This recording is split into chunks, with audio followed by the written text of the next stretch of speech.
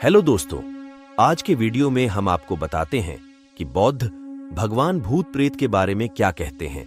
यदि आपको जानकारी अच्छी लगे तो चैनल को सब्सक्राइब जरूर कर देना। तो चलिए शुरू करते हैं। बुद्ध ने भूत प्रेत और अन्य प्रेतात्माओं के बारे में स्पष्ट रूप से कुछ नहीं कहा। उनका ध्यान अधिकतर दुख के कारण मानवीय संघर्षों और मानवीय सुधार पर था। उनका उद्देश्य था मानव जीवन के अन्याय, दुख और संघर्षों को समझना और सुलझाना। भूत प्रेत जैसे विषयों पर उन्होंने नहीं चर्चा की। बुद्ध ने भूत प्रेत जैसी परंपराओं और अंधविश्वासों के खिलाफ थोड़ी चिंता की थी। उनका मुख्य ध्यान दुख के कारणों, दुख से मुक्ति के तरीकों और मनुष्य की जीवन की उच्चता पर था।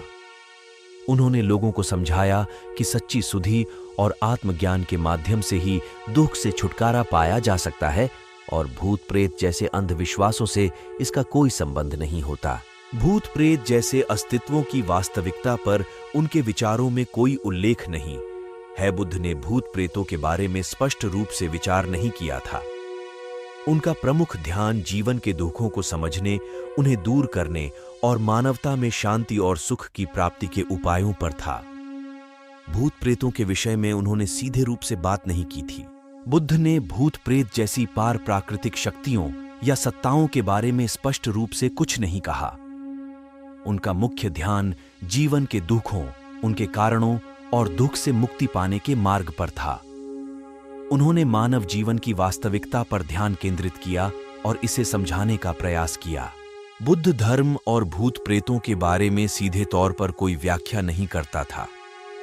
बुद्ध ने अपने उपदेशों में जीवन के अन्य महत्वपूर्ण और अनिवार्य पहलुओं पर ध्यान दिया था।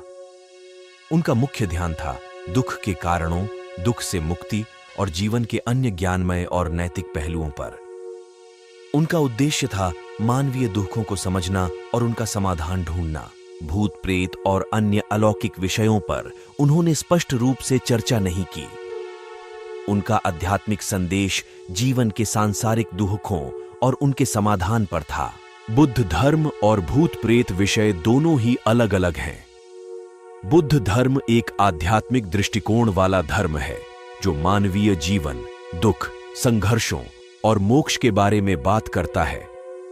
बुद्ध के सिद्धांतों में भूत प्रेत या अन्य अदृश्य शक्तियों को लेकर कोई विचार नहीं है। बुद्ध के दर्शन में जीवन, दुख, अनित्यता, अनात्मा और मोक्ष जैसे मुख्य विषयों पर बल दिया गया था।